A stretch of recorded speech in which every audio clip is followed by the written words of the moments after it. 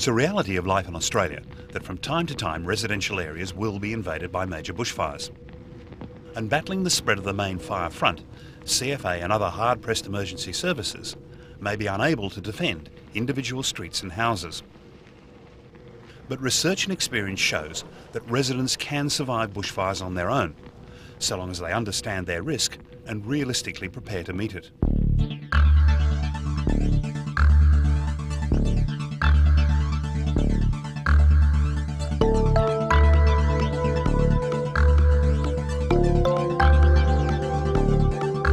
Where there's fuel, there can be fire.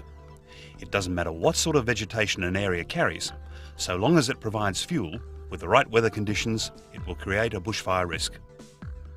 In some cases, the threat will be all too obvious as you look around. But finding out about local fire history will also help in assessing your risk. We arrived here at Colorama about 5 years ago, and we knew that Mount Dandenong had bushfires and didn't really mean anything to us at that stage of the game. We cleaned up the yard and swept all the dead leaves away and thought that we were prepared. In the event, of course, we had fires only within a kilometre of us, and so really we were in no direct line of the fires.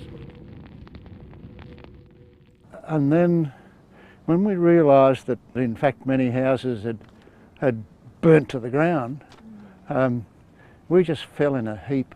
So it was a very scary time, and we realised that we were not really prepared at all. So that the next step for us was to get prepared. So we started off talking to CFA. We made a list of all the things that we had to do. That's permanently displayed on the side of the fridge. We've got a whole list of things we do at the beginning of the summer, on every total fireban day, and then on an actual bushfire day, when there's a fire going on down the forest. We've got another list that we need to follow. So that we felt much more prepared, but to counter that, of course, the fire was much closer, and so it became much more intense feelings on that March of this year than it was on January of last year. At the end of the day, we were again quite emotionally spent. And whilst we were really tired after that, the fire coming so close and being so involved, we felt we'd made the right decision and that we could stay and fight. We felt really prepared. To actually be prepared to meet the challenge of bushfire, you'll need to consider a number of key areas in which both risks to your survival and strategies for overcoming those risks are concentrated. These include management of fire fuel on your property, the design and siting of your house, the security of your water supply, the information you receive on a bushfire's progress, and access to your property. To varying degrees, all properties have fire fuels which can assist in the spread of bushfire. Reducing them is a crucial first step in ensuring your protection. In most cases, this will be a matter of common sense, but accumulations of twigs, wood and bark fragments on the ground can produce a flammable carpet that provides the main fuel for a bushfire. There are three primary causes of houses catching fire. Direct flame contact occurs when fire spreads to the house from burning fuel on the ground or from another closely located fuel source. Radiated heat is produced by outbuildings, wood piles, or other concentrations of fuel burning nearby. However, windblown and falling embers are the main cause of houses catching fire during bushfires. And to control ember attack, it's important to seal all gaps or openings so glowing fragments have no chance of getting inside. With an understanding of how houses ignite in a bushfire, it's possible for residents to undertake many simple preparations that will improve the safety of their house and their family. Houses in the bush are vulnerable during a bushfire, and ours in particular was a very vulnerable house, so that's why we started to put our protective measures into place. We have sprayers under the eaves which actually help to provide a radiant heat barrier during a fire. And then the deck was another issue as well, wasn't it? Yes, we've also added some wire mesh around the deck and around the whole of the under of the house to stop burning embers from coming under there and burning anything. So that's another valuable source of protection. We've also added things like sprinklers here so that they're driven from the pool pump, and there's an almighty amount of water that is sprayed around the deck during the fires. And also on the top of the roof you can see some sprinklers I've added there. They also provide a lot of water during the time that embers are arriving. Water is crucial in the defence of your home. You'll need to consider what access you have to water, town supply or your own. Independent water supplies are particularly helpful, but as long as you develop strategies to access a water supply in the event of the town supply being cut, you'll be in a good position to save your home. Taking the siting of your house as well as its design into account is also a part of effective bushfire planning. For example, fire moves more quickly uphill, and although well-prepared houses on inclines can be successfully defended, it's important to take the added risk into account. Access is also important. In steep, narrow streets, fire trucks may be unable to get onto properties to provide assistance. But in this situation, taking advice from the local fire brigade and developing self-reliant defences against bushfire will help to minimise the added risk. We based our plans on the assumption that we weren't going to have a firefighting unit available, that there was going to be no water available, and that the likelihood that power might not be available either. So we prepared for all of those contingencies. What we decided that we needed to do was prioritise the needs of this house, and to do as much of it ourselves, which was going to mean a cost saving. We started out with our buckets and our beaters, moved to the petrol pump in the pool, and then following years put in the sprayer systems and the sprinklers. Now people understand that they don't have to have all the most sophisticated equipment to look after their properties. In fact, houses are saved with buckets of water, and because ember attack of houses is the main threat. As well as being as self-reliant as possible in preparing their homes to survive bushfire, residents should be aware that emergency services may be unable to provide warning of a threatening outbreak or information on its progress. And under these circumstances, it's all too easy for the uninformed to be caught unawares. It sort of went a little bit dark over the sky, and anyway, we had our blinds closed at the time. I had a bit of a look out after my little boy said to me, "Yeah, that was dark, Dad, wasn't it?" So I looked out the blind, and the house across the road was on fire, and I just said to everyone, "There's a bushfire." The Sims family lost their house and almost their lives during the 1997 Dandenongs fires. But now, by watching for early signs of bushfire during high-risk periods, they keep themselves and their neighbours well informed of any outbreaks. Local and community radio and radio scanners are also good sources of information about the progress of a fire. And by developing telephone networks, residents can keep in touch and share information. Knowing where all the members of a household are on days of high fire risk is important too. Having a plan for how family members will communicate and a pre-arranged meeting place will also relieve anxiety in the event of a fire.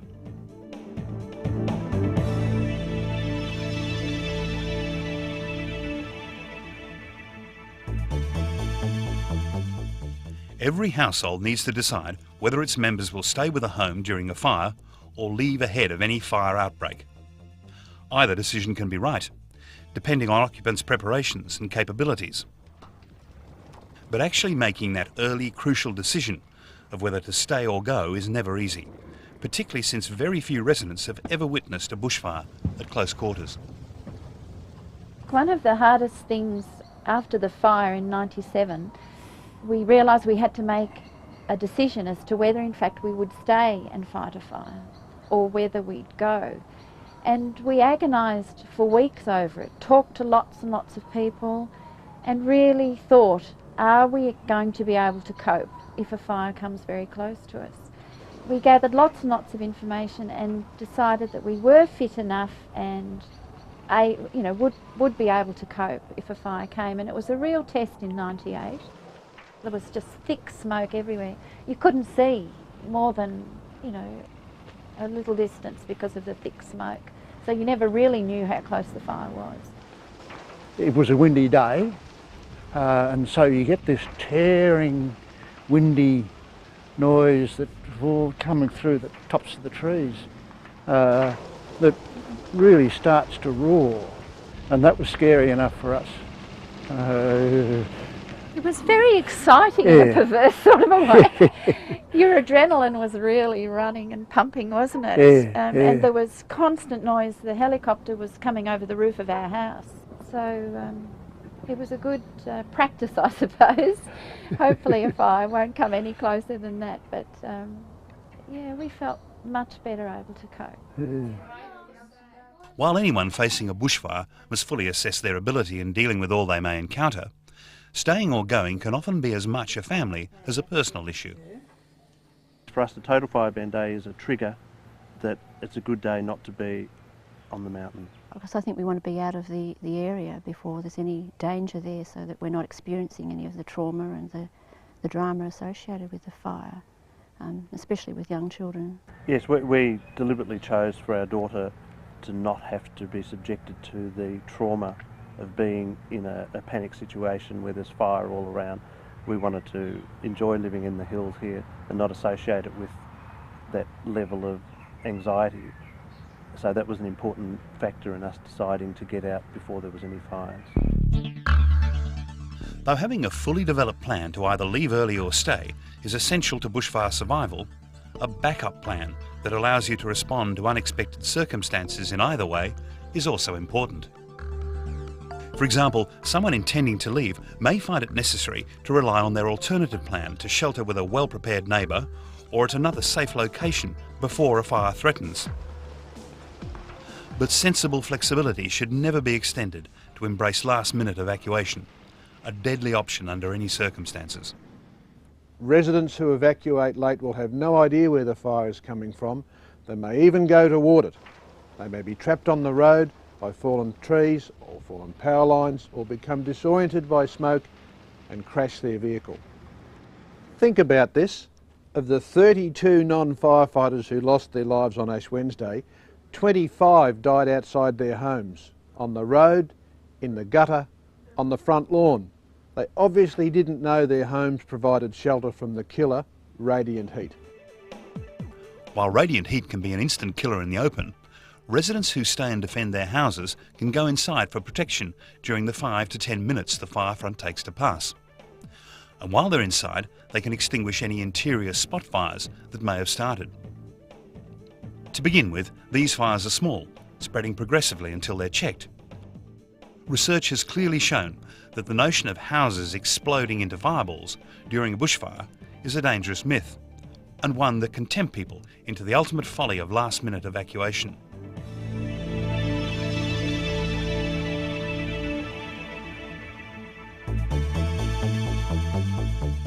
If you decide to stay with your home and you've prepared it effectively, you will be able to defend it.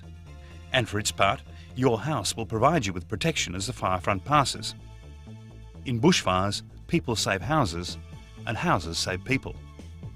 But on any high fire risk day, well-prepared defences have to be supplemented with a series of immediate measures that ensure you're fully able to deal with all the challenges a bushfire may present.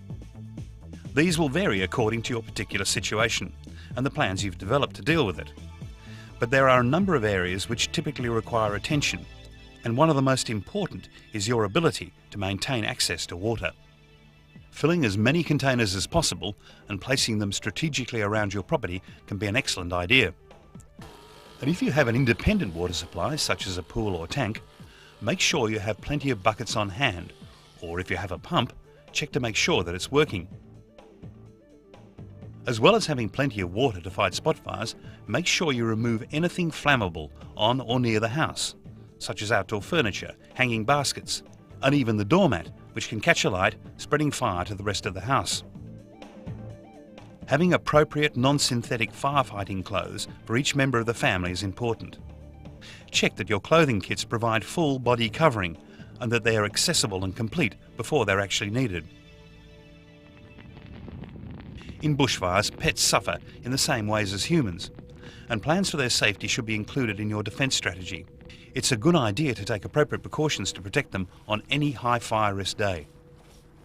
Of course, these precautions can vary from animal to animal, and if you're uncertain about the needs of your particular pet, it's best to seek advice from a vet or the RSPCA.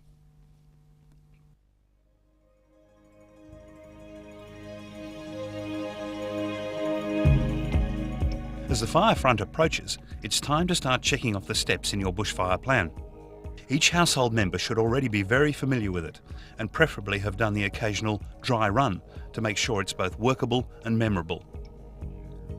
Some of the steps will have been prompted by the particular requirements of your house, but all houses have some common protection needs, which it's worth considering in drawing up your plan. For instance, when you're aware there's a fire in the vicinity, and if your water supplies are sufficient, you can begin turning on sprinkler and gardening watering systems.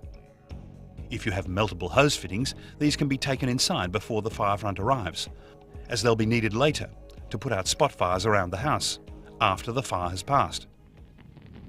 Being alert and aware plays an important part in defending your home against bushfire. So bear in mind that wind-driven embers blown ahead of the main front can start spot fires, which need to be extinguished before they can spread. Metal fly screens or shutters can help protect windows from flying debris, and removing drapes and curtains may also help preventing them catching alight if embers do enter the house. Information about the fire may be scarce and visibility minimal. As the fire comes closer, you should move inside for protection. Consider sealing the gaps under the doors to prevent the house from filling with smoke. Once inside, it's also advisable to keep an eye out for any internal spot fires. Because spot fires often start in the roof space, a ladder and powerful torch are useful equipment to have on hand, the torch being especially helpful in the event of power being cut. Baths, sinks and buckets full of water will help to extinguish any spot fires which might start inside the house. And even if a part of the house does catch fire, it'll burn progressively, allowing you to move to unburnt areas for continued protection. The main fire front only takes 5 to 10 minutes to pass, and then it'll be safe to go outside again. Once the fire front has passed, it's tempting to drop your guard. But this is typically the time that houses burn down, so stay alert and keep searching for spot fires both in and outside the house, and dangerous embers, which can spark into fires for hours afterwards.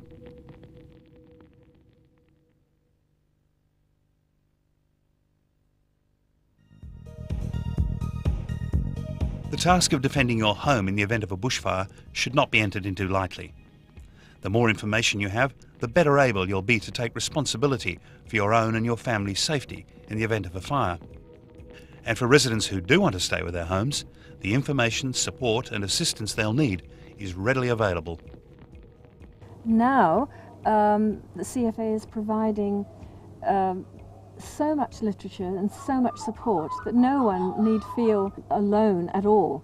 CFA has community fireguard groups which give people the ability to come together and share their concerns, get that feeling of belonging within a group.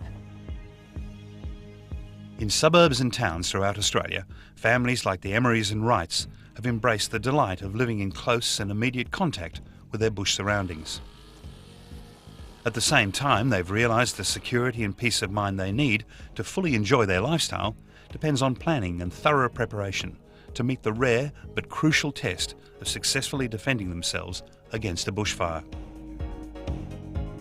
And as with life in any chosen environment, the ultimate satisfaction comes less from simply living in it than from understanding, accepting and successfully adapting to all its seasons and moods.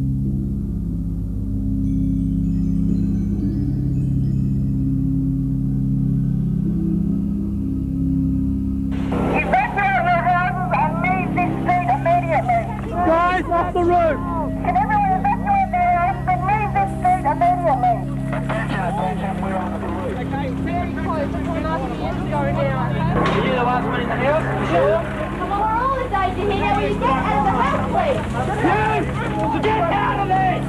You need a hose, you need a hose, what's this? What's this?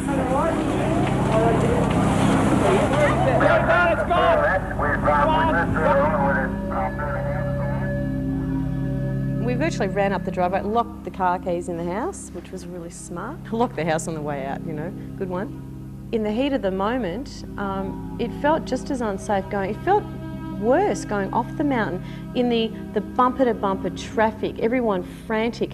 This particular fire too, you know, there's one on Mount Dandenong and there's one in Fenwick Creek now, they've lit one at Upper Fentrue Gully. Nobody knew where the fires were coming from, so getting off the mountain was really frightening. As we've seen, in recent Sydney fires, people were actually ordered from their homes by emergency services personnel. We don't have the authority to do this in Victoria, and all the available evidence shows that late evacuation is a deadly option for those caught in a bushfire. Nevertheless, reviews of recent major fires consistently report late evacuations. The Sims family is a case in point.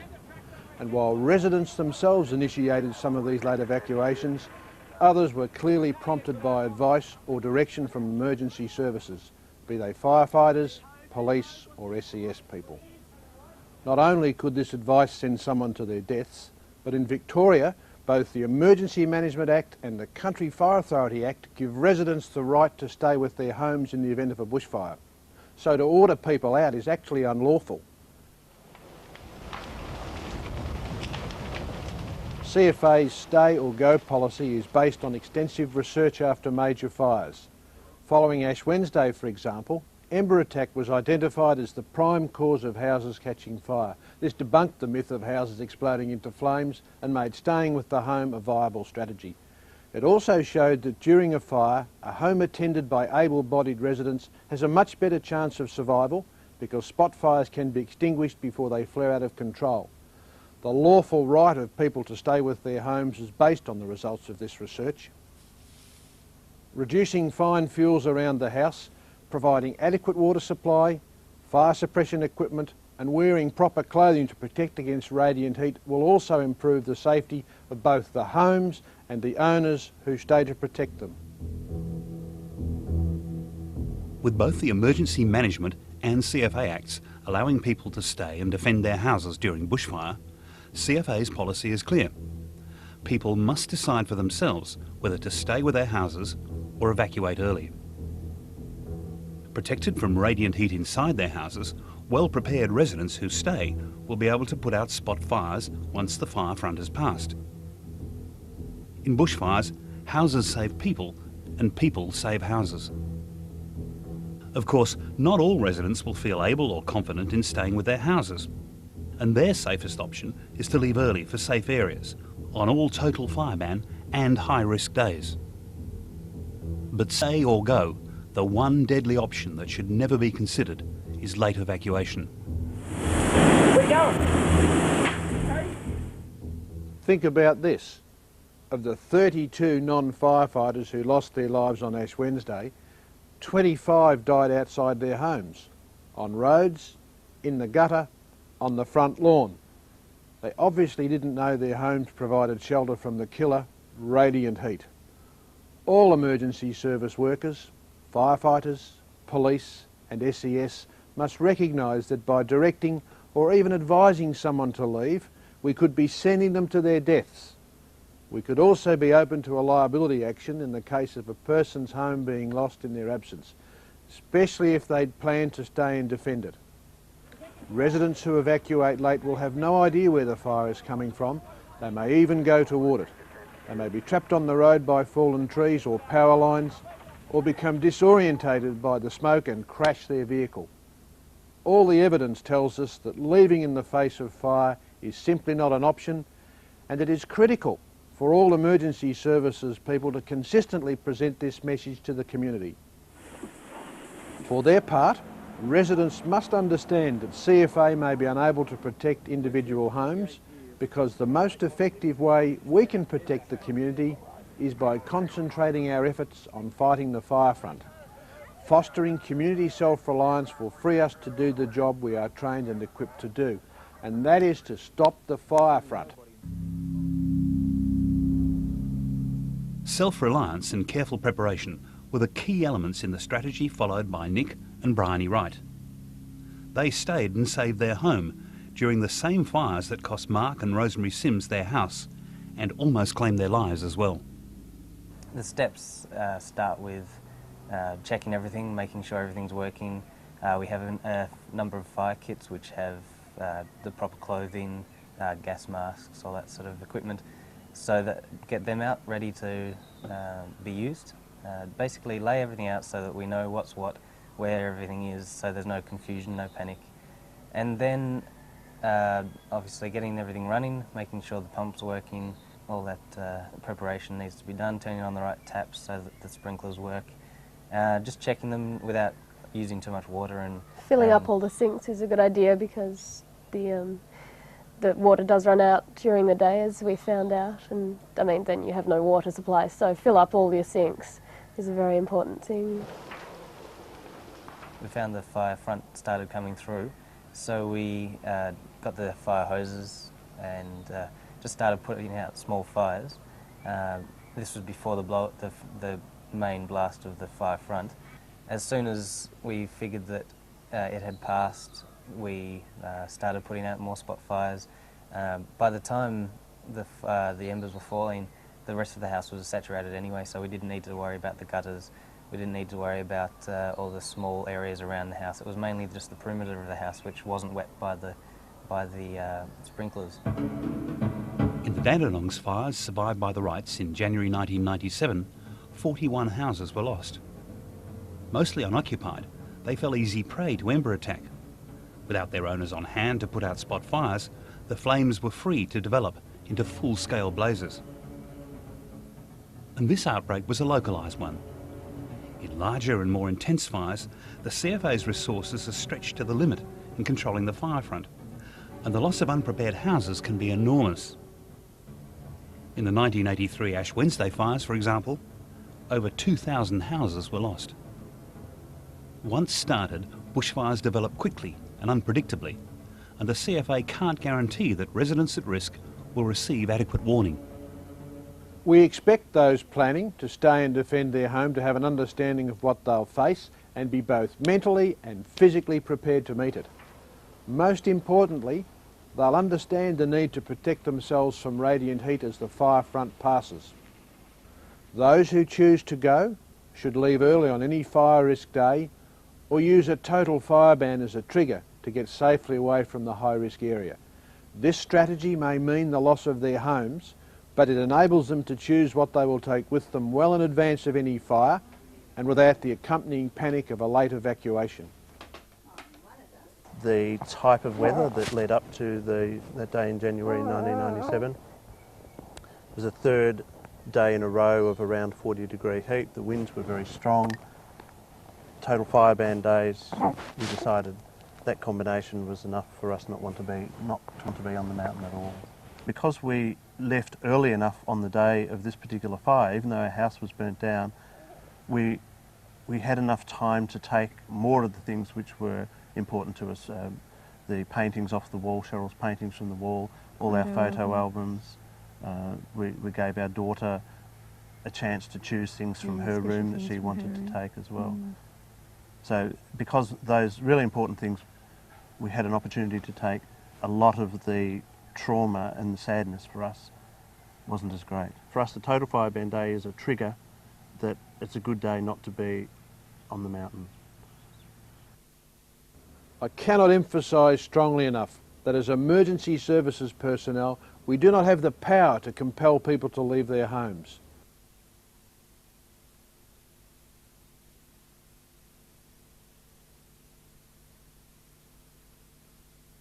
Remember, a resident's right to stay with their home in the event of a bushfire is actually enshrined in Victorian legislation.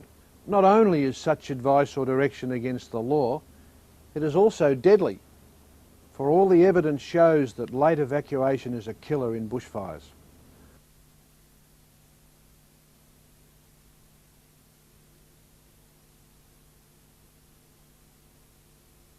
For those of you confronted by residents who, despite all our efforts, are not prepared and have not made a plan, The best advice you can give is not to flee in the face of the fire, but to take advantage of any protection from the fire front afforded by either their own home or a neighbour's home.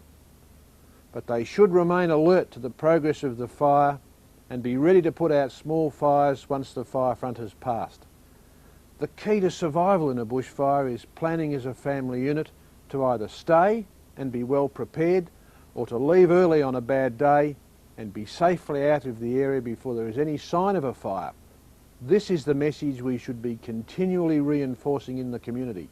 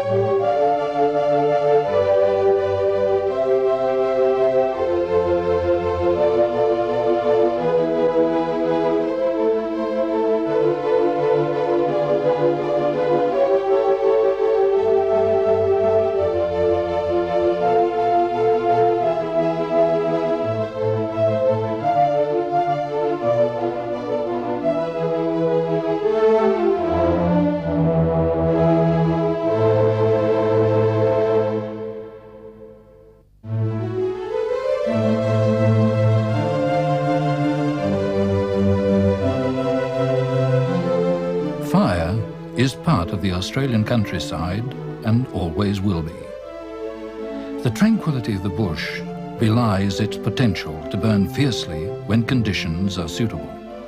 The Aborigines adapted to this environment and even used fire to make hunting and food gathering easier. But when Europeans came, they brought a different civilization, a civilization vulnerable to devastation by fire.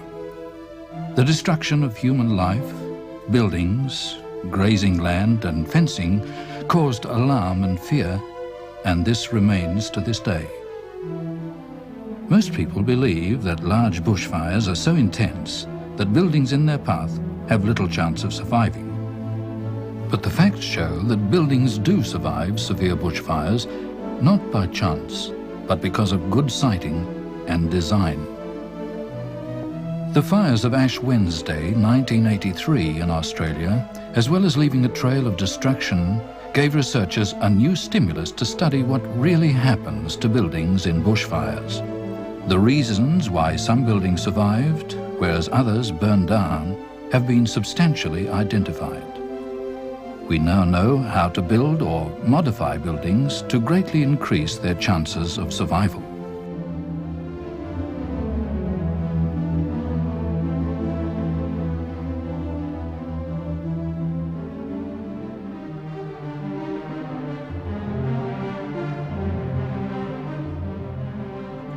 Bushfires are an inevitable hazard in Australia. This is caused by the combination of our climate and vegetation. The hot, dry summers are aggravated by strong winds blowing from the desert interior of the continent, and our vegetation burns readily, particularly when leaf litter builds up. We can never eliminate all the sources of ignition for bushfires, even if man-made causes were to be eliminated. All bushfires start as a small flame, often kindled by grass and leaf litter. A small fire can spread and grow in 3 ways: by heat radiation, by flame contact, and by embers. Radiation from the fire heats material nearby until it ignites. Flames may contact and ignite material. Embers from burning grass, leaves and twigs can be blown into unburnt material and are a major means of spread of intense bushfires. Embers can be produced in great quantities and travel long distances in strong winds. Of the many factors which affect the spread of bushfires, fuel is of prime importance. The fuel consists of both growing vegetation and ground litter. The nature of this fuel affects the speed and intensity of the fire, as well as the size of the embers produced. Fires move faster in grass than in any other type of vegetation, and speeds of up to 18 kilometers an hour have been recorded. However, grass fires are short-lived and are of low intensity because the amount of fuel is small. Grass fires produce small embers which do not persist for long. Scrub consists of bushes and small multi-stem trees. If there's enough litter on the ground to preheat the scrub, it will ignite easily, even if the leaves are green. Leaves and twigs will burn quickly and fiercely like grass. If the trunks burn, the fire will be sustained longer and be more intense. Embers from a scrub fire are larger than those from a grass fire. In forests, the trees, scrub, fallen logs and densely compacted litter can sustain intense fires for a long time. The leaf canopy of the trees ignites and spreads fire only when there is enough burning scrub and ground litter under the trees to preheat the canopy. Forest fires can produce brands as well as embers, the brands consisting of large pieces of burning bark and branches which burn for long periods. Besides fuel, there are other factors such as humidity, wind and ground slope which affect the spread of bushfires. The humidity affects the moisture content of fuel and therefore its speed of burning. Wind, as well as carrying the embers and pushing the flames forward, has a major influence on the intensity and direction of spread of a bushfire. The slope of the ground affects the speed of the fire, fires burning faster uphill than down.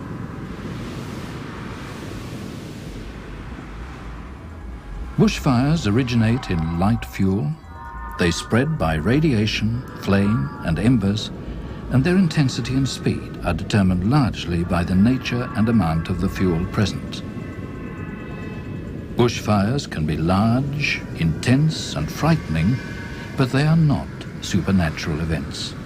They do not move with the speed of express trains, as some people believe, and their behavior is in accordance with known scientific principles.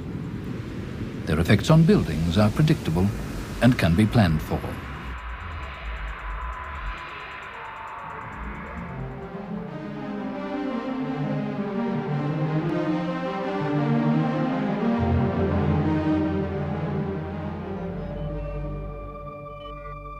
Building fires start in the same way as bushfires, with small ignitions. These ignitions progress slowly at first, accelerate, and progressively involve the whole building. Ignition is made easier by the build-up of leaves and other debris before and during a bushfire. This debris accumulates against buildings and posts, in corners, on decks and verandas, on the roof, in gutters, under buildings, in the roof space, and against outbuildings and other combustibles nearby. Just as there are 3 ways a bushfire can spread, there are 3 ways a bushfire can ignite buildings. By embers and burning brands carried by the wind, by heat radiation from the fire, and by direct flame contact. Places where ember ignitions occur on the outside of buildings are vertical timber surfaces at ground level or adjacent to decking, especially if combustibles are left against them, and horizontal timber surfaces, especially if doormats and the like are left on them. Embers can be blown underneath a building and ignite the floor structure and materials stored there. They can also be blown inside through openings such as gaps under doors, windows broken by heat or by wind-blown objects, or through gaps in and around the roof covering. Once embers get inside, they can ignite the contents of rooms and timbers in the roof space. Embers can also ignite a building indirectly by first igniting a nearby outbuilding or other combustibles. And radiation can heat up a building, making ignition by embers easier. In extreme cases, this radiation can ignite timber directly on the exterior, but this only happens when a large quantity of fuel burns close to the building. Ignition of a building by direct flame contact is only likely to occur if hazardous vegetation is growing against or very close to it. A building set in a forest or in an overgrown garden is a good candidate for ignition by flames.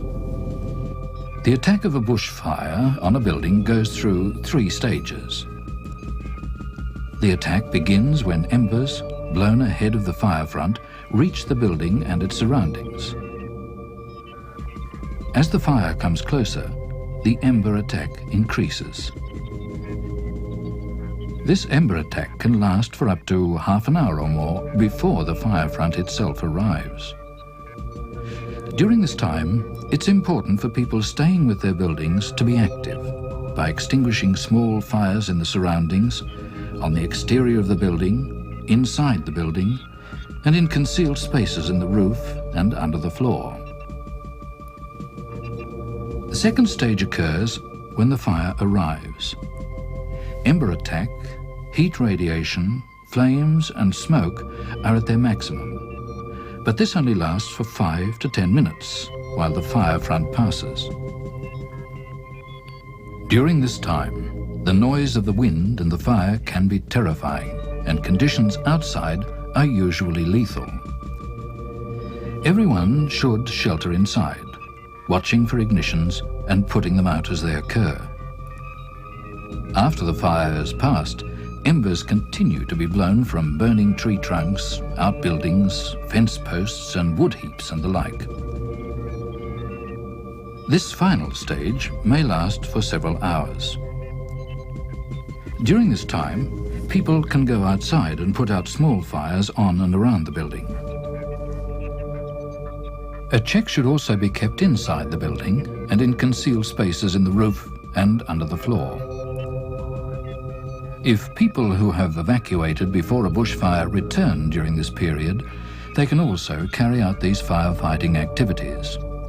Many buildings are ignited and destroyed during this final stage, and it is often the most important period for building survival. Research indicates that buildings are much more frequently ignited by embers than by radiation and flame contact. It has been found that there are many parts of a building vulnerable to ignition by embers, and the possibility of ignition by embers is present for several hours before, during, and after the passage of the fire. Radiation and flame contact are important only during the few minutes that the fire front takes to pass. The ignition and destruction of buildings by embers is helped by strong winds. The wind drives litter and embers against buildings, underneath and inside them. It carries debris such as branches and sheets of roofing iron which can break windows and skylights, allowing embers to enter. It can also loosen roofing materials, or even lift off the roof, allowing embers to enter. There are many misconceptions about how buildings behave in bushfires. One of these is that buildings explode due to the radiant heat of the bushfire. Researchers have not found any evidence for this, and it's highly unlikely. Another misconception is that bushfires are so severe that it's futile designing buildings to withstand them. Melted metal in the ashes of buildings burned down is taken as evidence for this belief. But it is the severity of the building fire, not the bushfire, that melts the metal. Research has given us an understanding of the ways buildings ignite, and this is the key to preventing their destruction. We should use this knowledge when designing buildings to increase their chances of survival in bushfires.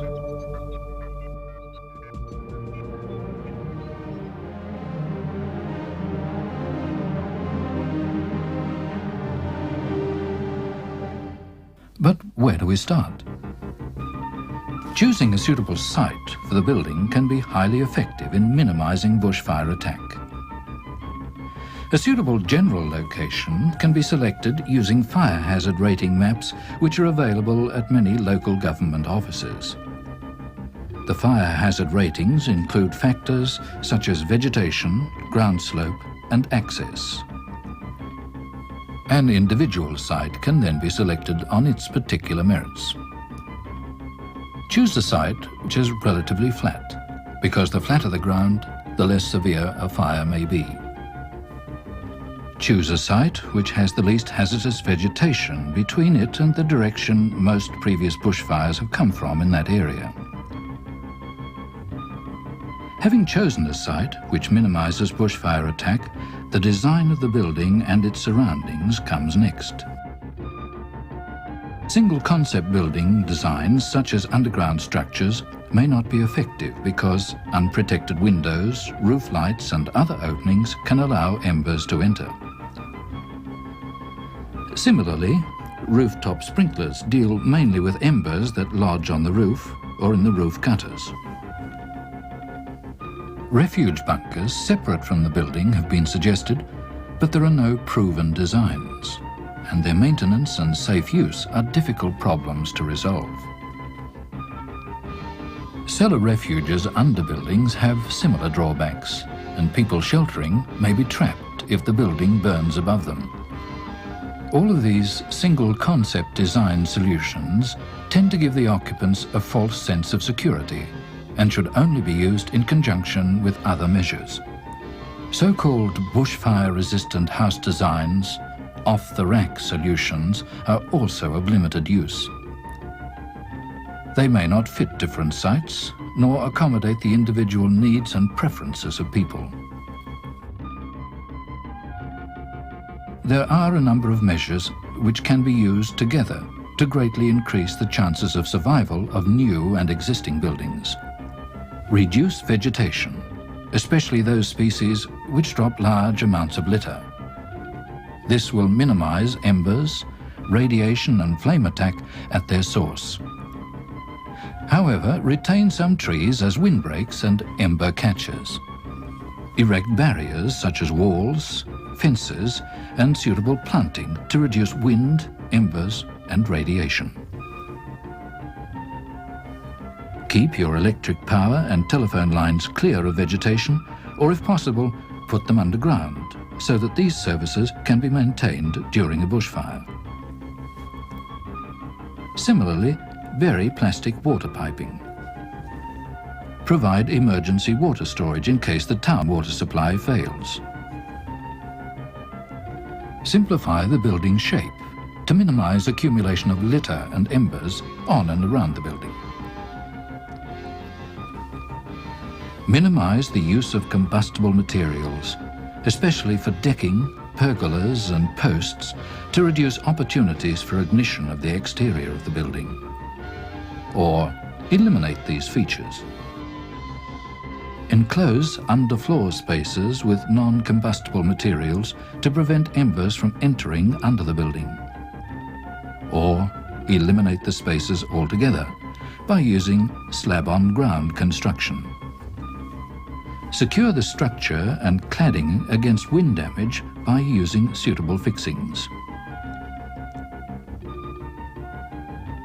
provide shutters, screens, or special glazing materials to protect windows and skylights from breakage and to prevent entry of embers. Seal gaps in walls and roofs to prevent entry of embers into the building and into the roof space. Locate outbuildings well clear of the main building and make sure they're properly designed and protected. If you design a building in this way, you can make it a safer place of refuge in a bushfire and a good alternative to evacuation. A further step can be the upgrading of one room, possibly the laundry, so that children and older people can shelter in it while other occupants are putting out ignitions elsewhere in the building. Even if the building does ignite, the building fire progresses slowly relative to the speed of the fire outside, and the building can be used as a refuge until the fire front has passed.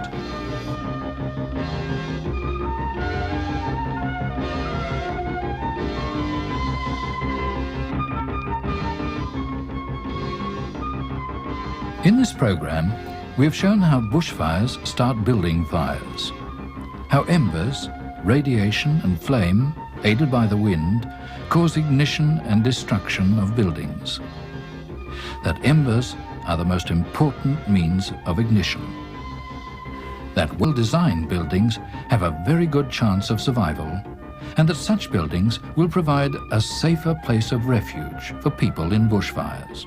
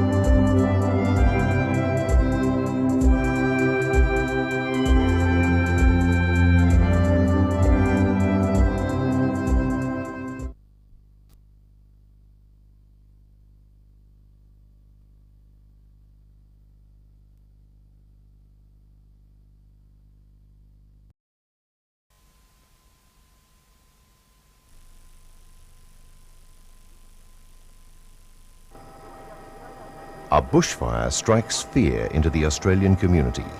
We think of it as an unpredictable animal striking savagely and unexpectedly. Yet historically, bushfire has always been part of the Australian landscape. And while we are gaining a better understanding of how people can protect themselves and their assets, we are still seeing significant loss of life in major fires. Victoria lost 32 civilians to the Ash Wednesday fires, and research into their deaths tells us most could have survived had they only had greater skills and knowledge. Hey, to your right! To your right! It has been difficult to instill an awareness in the community that surviving bushfire is possible with good preparation and a clear, flexible bushfire safety plan. We haven't been helped by community acceptance of a number of popular myths, many perpetuated by the media. The inferno, moving at a snarling 60 kilometres an hour, engulfs homes in seconds. The devastating speed of it gave some residents no time to escape. They cowered helplessly in their homes. We haven't got close to the township itself as yet, but if anybody's trapped in there, God help them. Many did survive that fire, and it had little to do with luck. The survivor's story is generally one of early preparation, hard work and fire safety knowledge, as these people tell. We decided to stay because the fire brigade had always said to stay. And we just, like sheep, I guess, followed what they said to do. And we raced around getting the house ready. And also, in the back of our mind was the thought that the fire brigade, if it became too bad, the fire brigade would come along and say, you've got to get out. And of course they never did come along and say that. And we didn't realise at the time that it was going to be the sort of fire that no fire brigade would have a hope of helping you. We intended to stay with the house. We changed our mind because of two particular reasons. The house had been built in 1935, and though it had very stout outside walls, the interior walls were kainite, which is just of compressed wood. And the other problem was, in those days they had no insulation in the roof, and they had a lot of fine wood shavings, so we had 18 inches of wood shavings over the top. And we realised that if something occurred, that we'd be in trouble. When the fire actually came up the valley and it roared up with terrific velocity, my daughter saw it coming from the fire. She was keeping a watch out on the roof, and she suddenly called out, "Dad, the fire's here." And I wasn't very worried at that stage because I thought we'd taken all adequate precautions. I walked into the sitting room. To my absolute horror, I'd never seen a crown tree fire before, and here, about 150 feet away from me, were the massive flames coming towards us. But it wasn't the flame that was concerning me, it was quite large chunks of stick were coming in this very high velocity wind. Being a two-stories timber house, old place, 1920s, I was of the opinion that the thing would probably explode into flame. The pool was located pretty close to the house, about 30 feet away, but it was below ground. And being bulk water, about 8,000 gallons, I thought if everyone was in there, protected by the shrubbery around the pool and the like, that they'd be a lot safer in there than in the house. If the house had gone up, the pool would have been the last resort, but being such an old house and very dry weatherboards, I envisaged that it would just go up like a bomb. Well, our preparations for fire were quite extensive. We had 27,000 gallons of water underneath the house. We had a 2,000 gallon tank up at 30 feet, which gave us pressure in case the mains pressure failed altogether. We had cleared the land around the house to a distance of nearly 100 feet. We had no significant trees near to the house at all, and particularly none to the north and particularly to the south west of the area, which we thought were the most likely source of any fire. We'd always been aware of the fact that these northerly wind days were more often than not followed by a very violent wind change, and you could actually look down into the forest and you'd see the tops of the trees just swirl around madly, and the wind would just swirl around and come straight back up the hill at us. And so, sure, the fire had gone past, and that was great, and we just hoped that by the time the wind change came, the fire would be completely out and there wouldn't be anything left to come back. I had a stand of cypress, and they went up like a towering inferno, and it was an awesomely beautiful sight, and I was overwhelmed by the flames that were beating on the house, and as they hit the terrace, the wide terrace, they circulated in a great big circle with millions of burning leaves, and I kept thinking to myself, well, they haven't got in the eaves. And this was to go on for an hour before I realised that the flames had died down, because it all became dark. We watched for the fire coming in our family room, and we did all the right things by pulling the curtains so we wouldn't be radiated by heat.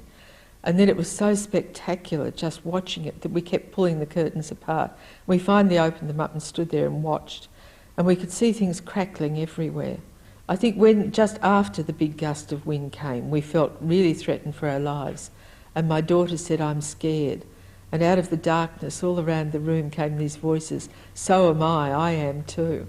And we thought that was it, we would probably die. We saw the end of the house burn after we'd been in the pool about a half an hour. We could just see back that way. The fire did not get through to the centre of the house until we'd been in the pool for about 1.5 hours. When the fire front went through, it was a few hundred yards from the house we were in, and it was like an express train going through. The noise and the speed resembled an express train, and the heat, although we were some 100 yards away, coming through the windows was pretty intense. So obviously we didn't go out under those circumstances. But it very soon went through, and within 5 minutes you could go outside. I walked back along the road, there were little spot fires burning, and in the distance where our house was, all I could see was a great mass of flame, and I thought, oh gosh, the house is gone. But as I approached, I realised that what was burning was trees and a large pile of building rubbish. We'd recently renovated the house, and that was burning. But the house itself wasn't. So that meant that we could start putting out spot fires and stop it spreading to the house, which in actual fact is what happened. Eventually, because of this, the house itself wasn't touched, but everything around the house went, absolutely everything. The smoke only came in the last quarter of an hour, and then the flames died down, and it was then I realised that I could get out and douse the fire, because I opened the front door and a chair was on fire and the shrub was on fire, so I had a bath full of, 3/4 of a bath full of water, and I had buckets inside the doorways, so I had to move very rapidly. It was all in the dark, but because I knew where the bath was, I could get to the water, and I was able to douse the chair and the shrub near the doorway. And then it was a case of going around the house to see what had caught fire, and there was a wooden shed between the tank and the house that had caught fire, and that took several buckets of water, and as the power had gone off, I only had a reticulator tank at the back of the double garage, so I had to cart water from there, and I'd learned to realise over the night just how far 2 gallons bucket of water would go. We would certainly stay with the house on any future occasion. I think we've learnt that we saved it by being here, and although it was quite an experience, it's one that wouldn't be impossible to go through again, whereas if you vacated, almost certainly we'd have lost the house. We would stay with the house, there's just no question about that. We're adequately prepared this time. We haven't got the same problems that we had the last time. This house in fact survived the fires simply because of its site, or largely because of its site, and with I think a reasonably adequate preparations, I think we'd be able to cope with it. I think if a fire came again, I would stay here because I have confidence in the house, the way it's built. I wouldn't recommend everybody to stay in their own homes, depending on what type of house. My house is built right down to the ground. There are no trees close to the house, and the vents are well sealed, and I think that that possibly saved my life because the fire didn't get under the house or into the roof.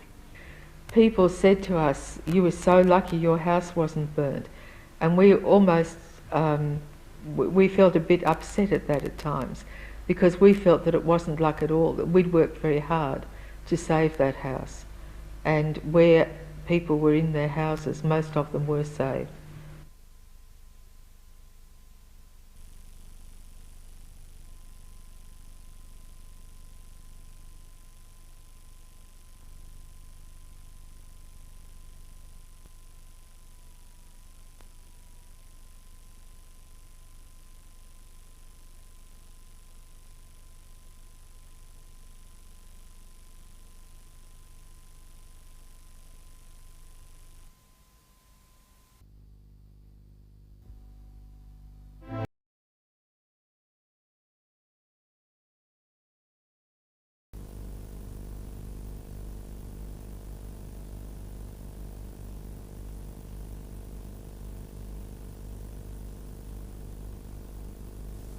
The fire is burning on a 4-kilometre front in the ranges about 150 kilometres from Melbourne. Several hundred firefighters are trying to contain the blaze, which has already claimed vehicles and farm buildings and injured at least 3 people. There's no doubt that bushfires can be a terrifying ordeal, especially when the evening news captures a fire out of control, striking at random without apparent regard for life or property. However, the reality is more reassuring. The good news is that most bushfires are preventable, and nearly all are survivable. But would you know what to do? Would you stay and fight the fire? Would you risk your life to protect your farm and stock? Or would you gather up your loved ones and flee? These were just some of the decisions faced by farmers in the Strathbogie area in 1990. Just a couple of days after Christmas, The residents of Strathbogie, some 150 kilometres north of Melbourne, faced a major bushfire which burnt out 25,000 hectares. With more than 160 properties involved, the Country Fire Authority was stretched to the limit. Despite their valiant efforts, the fire cost one life, injured several others, and resulted in the loss of 16 houses, more than 100 outbuildings, and some 13,000 head of stock. But these are just facts and figures. What does it feel like to see a wall of flames approaching? We spoke to some local property owners. Well, I was actually watching the cricket, and I looked out the window and saw on those lemon-scented gums this very ominous glow, and I rushed out and looked to the north and saw nothing, looked to the southwest, and there was this incredible thing that looked like an atom bomb with the wind blowing straight at me, and I thought, oh, you're going to get burnt out, old girl, so you better get busy and put all your thoughts into action that you've thought about for years. It started off quite a still morning, but as the morning went on, the winds got stronger and stronger. Around somewhere in the middle of the day, I noticed smoke over the back here to the west, and a fire got going, and it spread along this ridge right across here, the Crichtons Creek Ridge, with a westerly driving it. And I watched that, and I got out the fire hoses, and generally as much as I could got ready for any possibility of a fire. The first sign of fire was smoke approximately 10 miles west of here, and with the wind blowing north, I went with a couple of fellow brigade members to the start of the fire with a quick fill pump. We tend to think that fire is going to get us from the north or the northwest, which is out the other side of the house, and we're fairly well protected with swamp and extensive area of garden, which is always green. I think it's a bit of a trap not to think of other areas that can come in, and also there's nearly always a wind change later in the day of a big fire, and that's what happened here. When the fire got to here, it had started direct west of us. The wind was blowing from the north at that stage. It swung round to the west, and then later the wind was blowing any direction you like to name. Later in the afternoon, the wind changed, and the fire then turned and came across the valley here from the west, and then came up firstly along the ridges. Came along the ridges and on both sides, and then it came in a straight line across the valley, one straight line of fire, and it tend to have just great whirlpools of fire coming 10, 20 feet into the air. All the time my priorities were shrinking, and I thought, well, my priority, number one priority, is to save my house. When we realised that there was no way known that we could stop this fire, it was just a matter of survival and keeping it out of the house. You know, my greatest possession, I think, is my home. If we'd lost that, I wouldn't be here now. I'm sure I'd be destroyed. What was it like inside? It was frightening, with the house actually full of smoke, and the wind blowing sparks in all over your furniture was frightening. I had the two dogs and a cat inside, which were becoming hysterical, and yet you had to keep calm to put out the fires.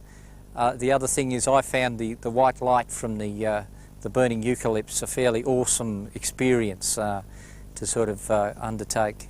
The fire was sort of right around the place, and it's terribly hard to think logically. Your brain is just full of drama, and you've got to try and keep cool and keep other people cool. And my wife was working on little spot fires out the back with hoses, buckets. Pretty inadequate looking measures, but they worked. It was amazingly calm at the time. There wasn't time to panic then. It was just a feeling of, well, we've got to, you know, keep the fire out of the sheds and the house.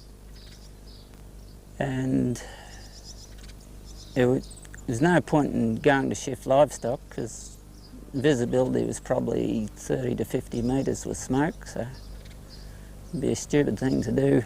Right, the trees at the front of the house protected us a lot.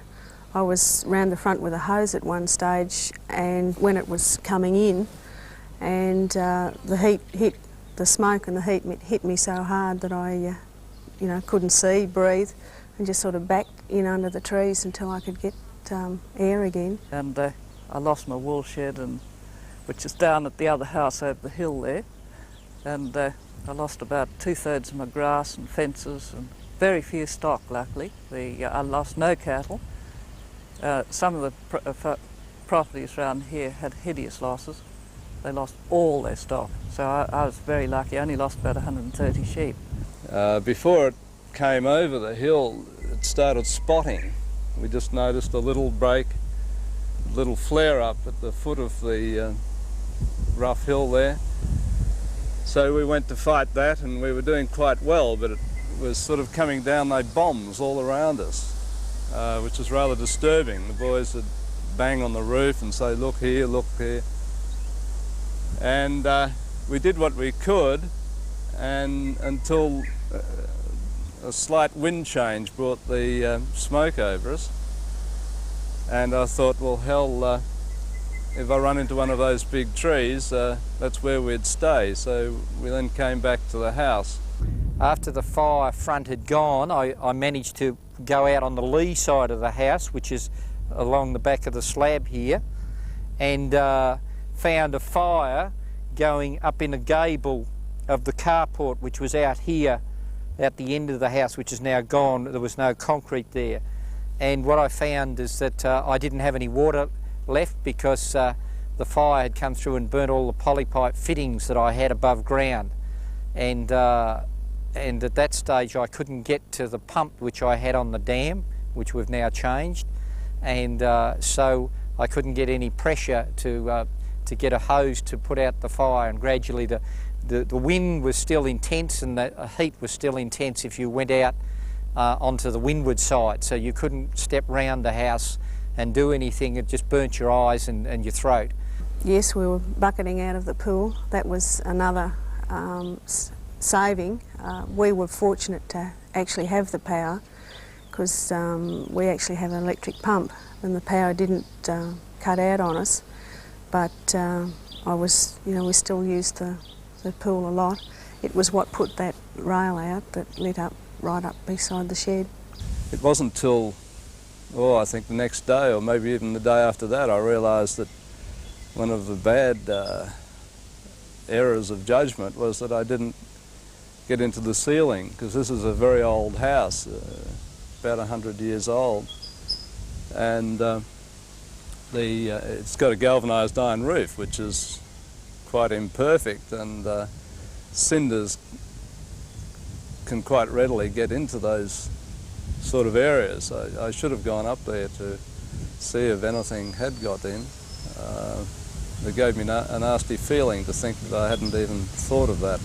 Since the fires, in the new house, we've put a circular 1.5 inch polypipe right round the house, and from that we've run sprinklers. All connections above ground are now metal. We run a Davy pump, electric Davy pump to drive that. However, we have gate valves so that if the power goes out, we can run in a fire pump to keep the pressure going. We have sprinklers along the front of the house and going right round the back. Also, we have taps, all that can be connected to fire hoses throughout the garden. We've planted all deciduous trees, no eucalypts in the garden itself. Deciduous trees like silver birch, black mulberries, African tulip trees, all that will give us fairly dense green foliage in summer periods. People said to me, weren't you frightened being on your own? And I said, no, I was too busy. I had my plan, and if you have a plan, you don't panic, you just put your thoughts into action and go ahead and do it. We're on the top of a hill with only one road access, so I take the attitude I cannot expect the CFA to come up to this road in a major disaster. It's my responsibility to look after my own place as best I can and preserve the property and life here.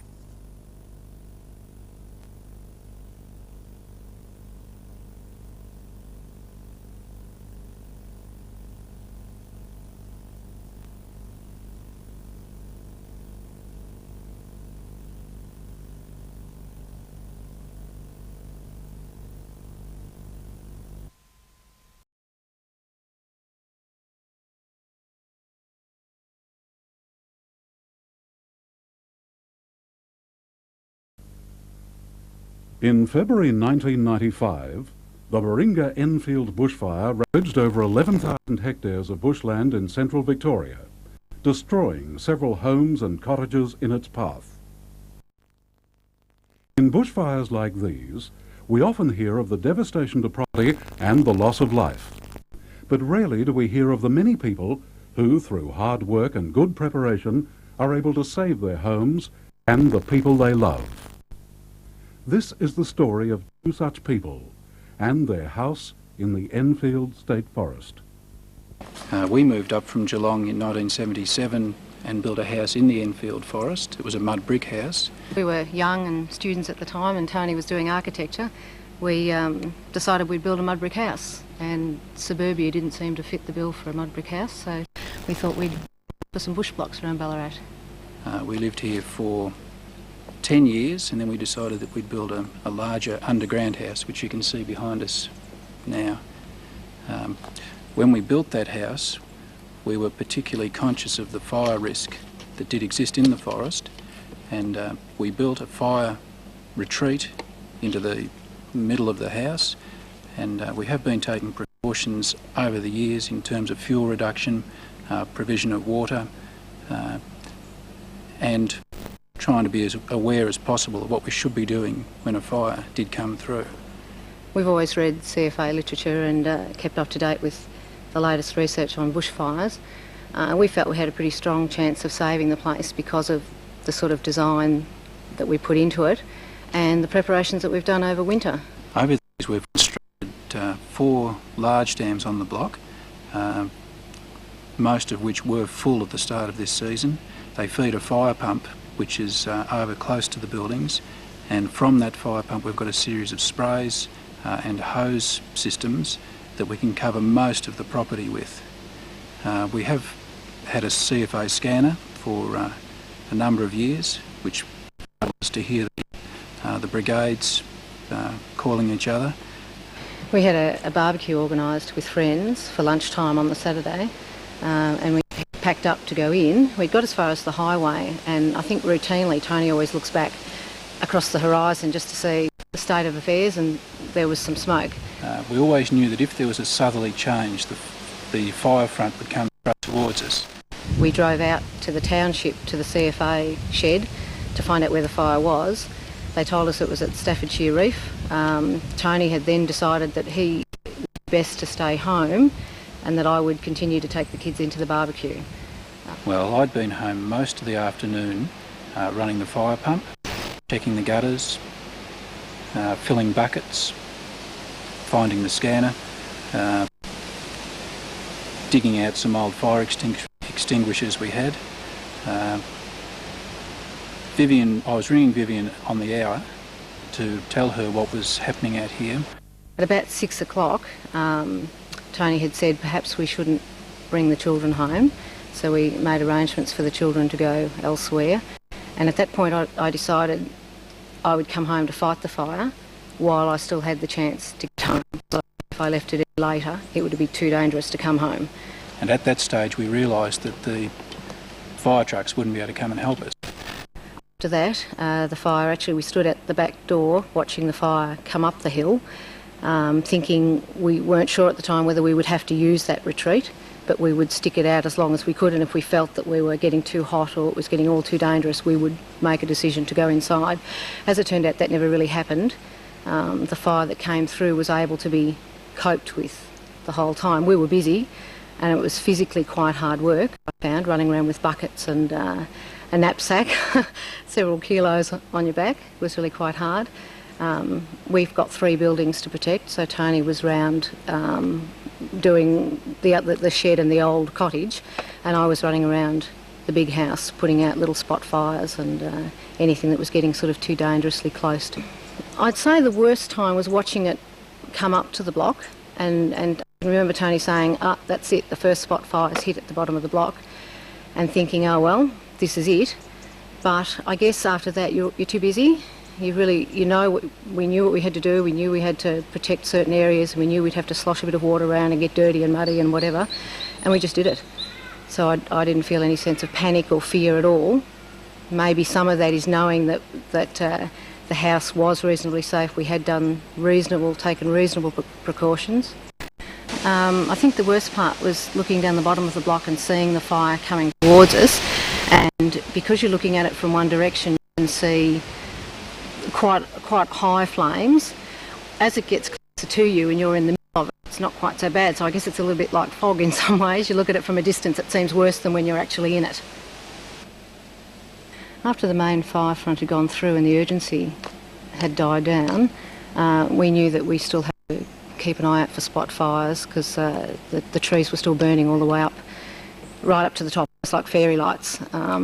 And some of the hollow bits were actually spitting out embers and things, so we had to keep tabs on those. So at that stage it was walking around with knapsacks and buckets and just putting out tree stumps and any corners of the house that might have been, simmering away there. We came back to the house because we've got a lot of memories, a lot of effort has gone into the site. We built it all ourselves, and we believed that we could save it. One thing I thought was really interesting was the kookaburras. I don't know where they had gone during the fire, but they were back that morning laughing when the sun came up.